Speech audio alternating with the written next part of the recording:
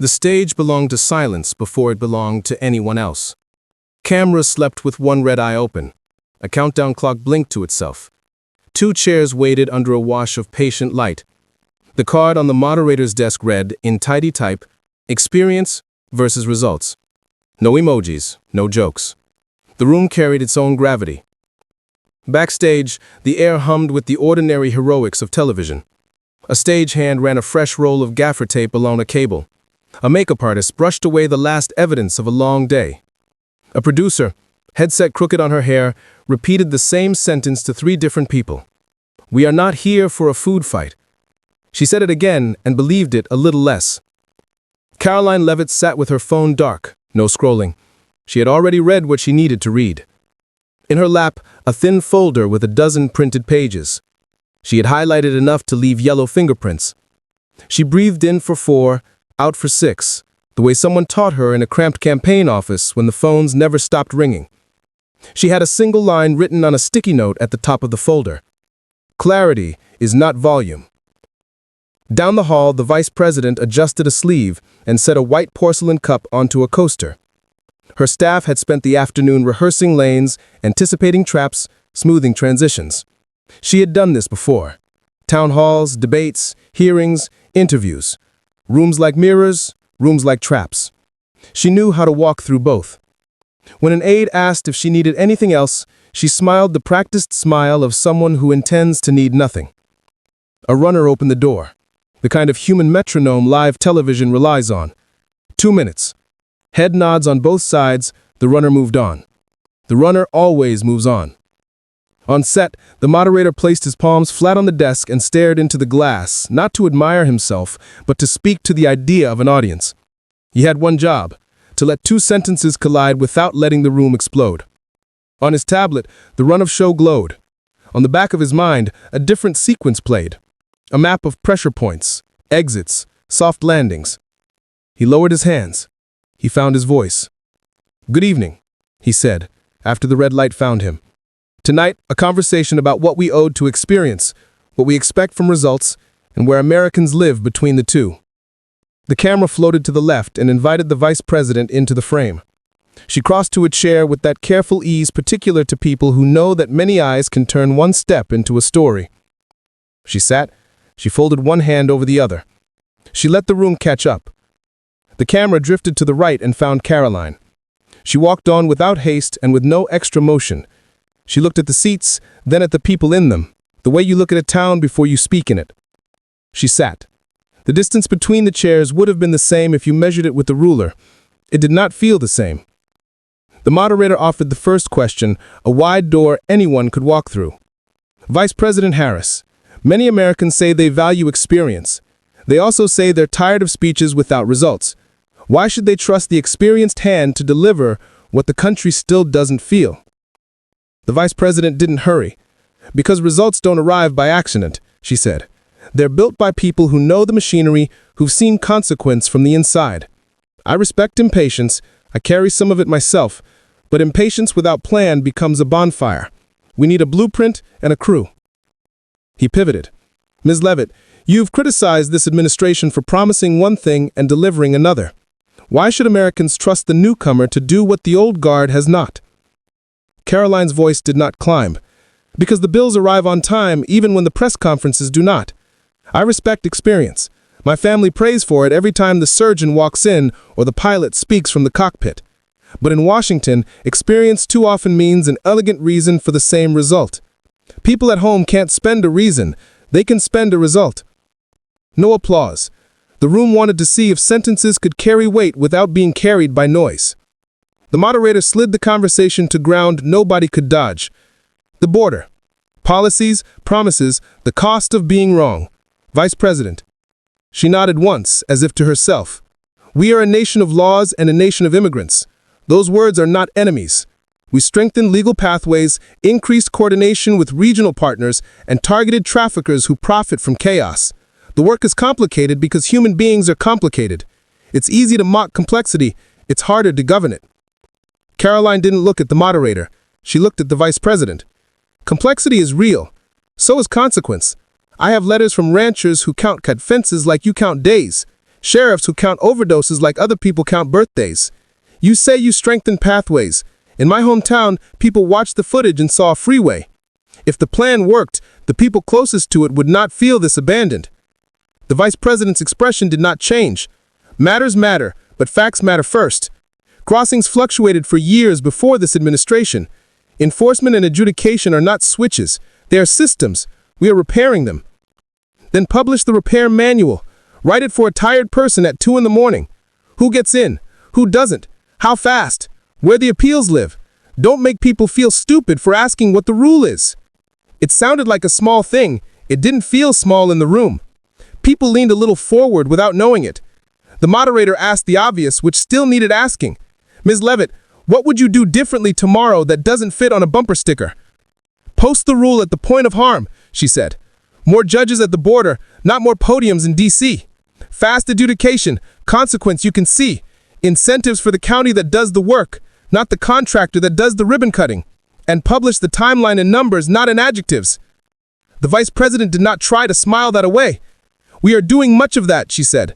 We could do more with help from people who prefer complaints to votes. And I could do more with fewer press releases, but tonight, the point is simpler. If you call something complex for long enough, people hear you saying it's impossible. It isn't. It's expensive. So is pretending it isn't. The moderator did not rescue them. He moved the conversation where it always goes because life goes there first. Cost of living. People can't afford the month. Vice President. Inflation was global, she said. We protected families with targeted relief, kept small businesses alive, and brought jobs back faster than economists predicted. Supply chains are not metaphors. They are distances. We shortened them. Karoline didn't shake that away. My mother never paid a global bill at the grocery store. She paid a local one. The eggs did not ask about the bond market. They asked for a card. The card shook. If the jobs came back, the rent ate them on the way in. And your prescription? The moderator asked. Costed out by someone who can count?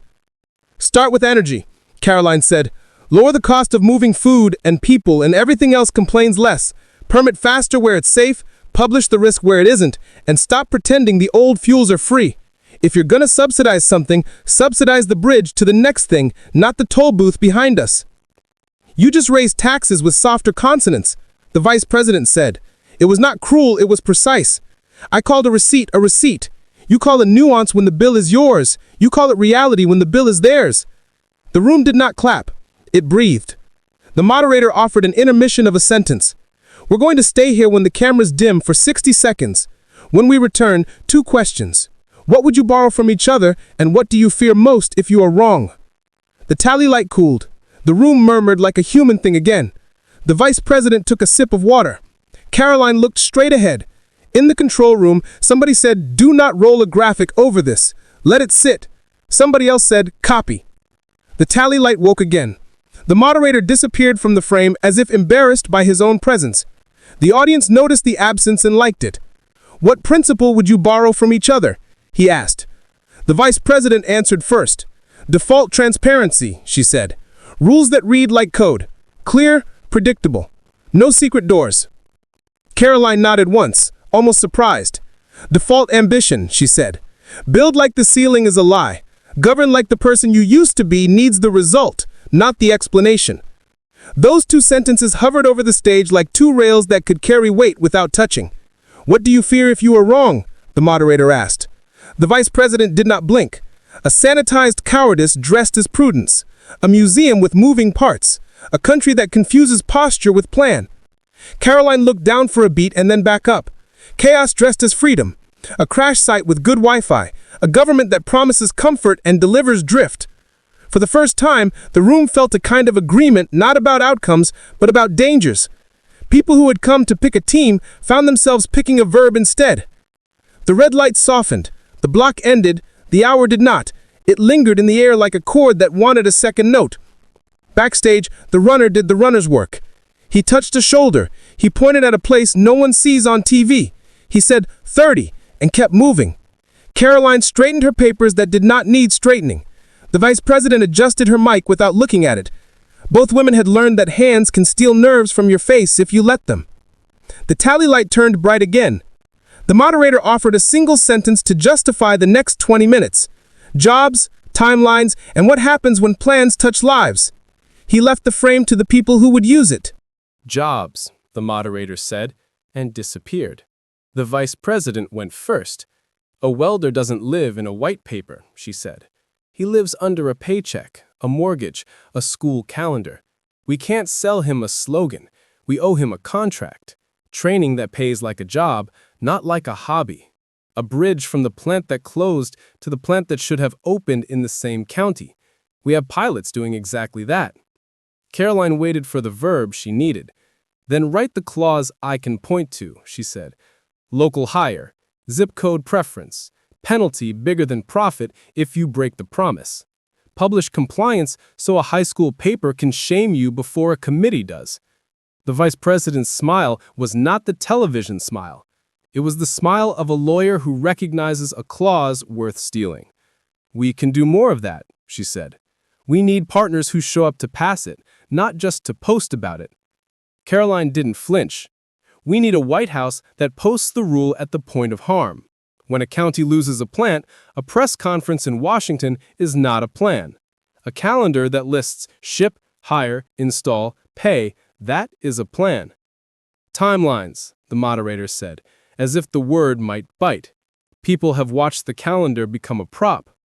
Write it in verbs, Karoline repeated.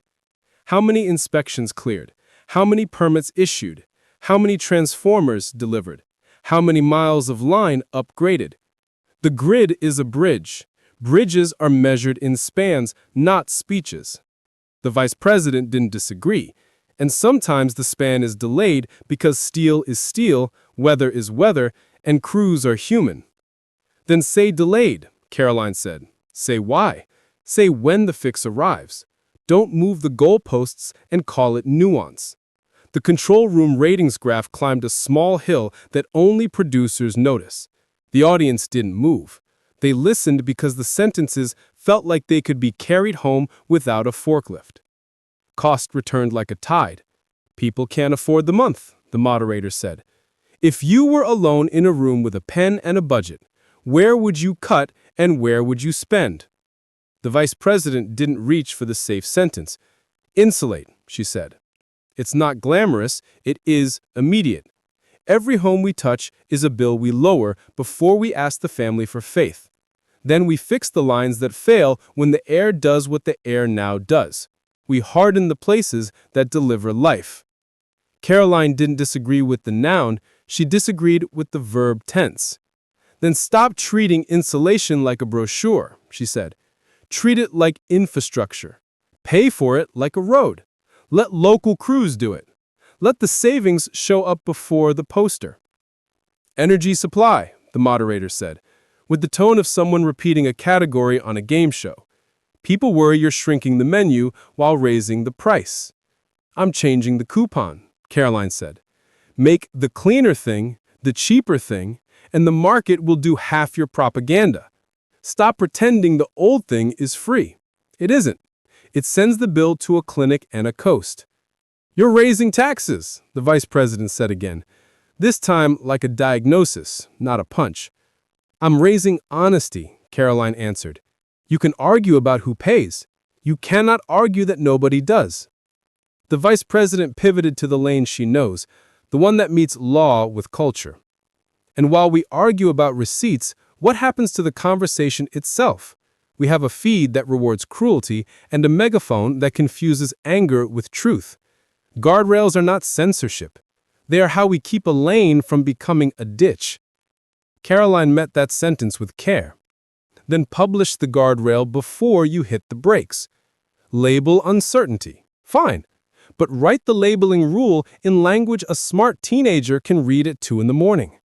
Publish the appeal at the point of harm. Don't make the rule a mood. Make it a manual. You trust the manual, the vice president said. I trust the printed path, and I trust the people to argue with the path they can see. Books have been banned in districts whose leaders use your name in speeches, the vice president said. It was a file the staff had placed on her lap earlier in the day. It waited for her right there. I'm not here to police libraries, Karoline said. I'm here to publish rules where harm happens. The border, The bill, the grid. The platform when the label is wrong. Print the path and I will read it with you. Hide it and I will shout. A murmur moved through the back row. Not approval, recognition. The moderator looked down as if to be sure the card in his hand still matched the conversation on the stage. If you could borrow one tool from the other's toolbox and it had to be used tomorrow morning, which tool would you pick? Her clarity, the vice president said, without rescue sarcasm. It is a weapon. It is also a bridge. Government has a habit of hiding the rule behind a paragraph. We can do better. Her Rolodex, Karoline said, with a half smile that did not ask permission to exist on a stage like this. The phone numbers that move steel, not just stories, and the patience to sit in a room that takes 80 minutes to do something that takes 8 minutes in a garage. You can hate it, you still need it. Two trains that usually pass each other on different tracks ran in parallel for 3 sentences. You could feel the room want more of that without wanting less of the fight. It's a strange human habit, longing for both friction and alignment at once. The moderator, feeling the hour's center of gravity shift, asked for something that could live beyond the night. A sentence for the person at home who does not like either of you. The vice president did not change her voice to sound like someone else. Nobody will save your family better than you. We are here to build lanes and lights. We are not here to drive your car. Karoline followed without borrowing the cadence. No one will count your breaths like you do. Demand rules you can read, and futures that pay you back in kind. If we don't write them, make us. If we do, hold them to them where you live. The stage manager's tablet blinked red.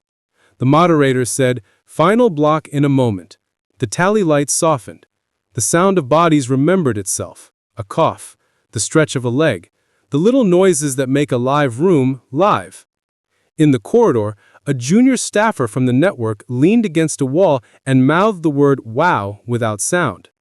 In the control room, someone circled 2 phrases on a pad. Default ambition, default transparency. In the balcony, a student texted her friend the 4 verbs she liked best from the night. Measure, publish, pause, reverse. She wrote them down like a study plan. The tally light returned to bright. The moderator stayed out of the frame for good. He had discovered that his presence decreased the oxygen. He preferred breathing. Morning unrolled itself over the city the way mornings do in places that pretend they were not awake all night. Phones glowed before coffee steamed. Clips grew legs. People who had sworn off politics watched anyway, because they had heard there was a moment where nobody yelled and everybody listened. The first public thing wasn't a headline. It was a document, dry as toast, useful as a wrench. A federal office posted a page titled Shipping Principles. Not a poster, a plan. 1 page, 4 verbs at the top. Measure, publish, pause, reverse. Underneath, 3 boxes anyone could read. Before we ship an update that touches attention, mood, or money, we will run this evaluation. Here is the threshold. Here is the rollback rule. Here are the people empowered to say no. A teenager with a night shift read it at 2 in the morning and understood it. That teenager slept better. Across the river, a contractor in a fluorescent vest taped a sheet to a trailer wall. Local hire clause, it read, and letters big enough to reach a foreman who didn't wear his glasses. Below it, a grid with empty boxes waiting for names and zip codes. A welder pointed at the box that matched the street his childhood bike had scarred. "Write me there," he said. The superintendent looked at the clause, looked at the man, and nodded. In an office that smelled like coffee that had made it to afternoon, a founder opened a doc and replaced a paragraph full of heroic adjectives with a sentence her mother could read. "We will accelerate known goods and decelerate unknown risks. We will publish the difference in a place you can find at 2 in the morning." She taped a printout next to the espresso machine because that is where engineers stand when they remember they are human. None of those things trended. All of those things built. A week later, a library hosted a forum that was not famous at all. No lights, no glossy lower thirds, 2 chairs pulled from a stack. A nurse, a teacher, a mechanic, a student, a parent, a city planner, a public defender. They spoke in short paragraphs because they were tired. The nurse said, default ambition means staffing as if our bodies are real. The teacher said, default transparency means a grade book that makes sense to a parent after a double shift. The mechanic said, horizons aren't only rockets. Horizons are buses that arrive when first shift ends. The student said, put the appeal where the harm happens. I shouldn't need a cousin in City Hall. The room nodded the way a room nods when words match wrists. Somebody asked what the library forum had to do with the stage on television. A poet from the back said, everything and nothing. The stage gives you language. The world gives you chances to use it. Back where the cameras live, a small sign appeared backstage near a door that crew use more than guests. Houses are built by hands. Futures are built by habits. No signature, just a sentence like a level line. An investor wrote a memo and removed half the adjectives before sending it. We will fund teams that publish principles before features, and teams that attempt work that looks slightly too large for them. Courage and caution are not enemies. They are co-founders. The memo did not shake markets. It shifted a weight on the shelf where his firm kept its soul. 3 months turned into an invitation, not from a publicist, from the room. Same stage, smaller audience, sweaters instead of suits. The moderator asked each to bring one update and one metric they would let strangers judge them by. The vice president spoke first. We changed procurement on 2 programs, she said. No award without a public version of the compliance checklist and a zip code clause you can point to. Metric, percentage of hires from the counties that lost plants. If it drops, we lose the clause until enforcement is fixed. Karoline followed. We changed a committee habit, she said. No hearing about harm without printing the appeal path at the point of harm. Metric, average time from complaint to human response. If it grows, we stop scheduling speeches until we shrink it. The room did not applaud. It did something harder. It believed them provisionally because the verbs were heavy and the adverbs scarce. A hand rose from the second row. The question nobody likes. How will we know if you fail and you don't feel like telling us? The vice president answered first.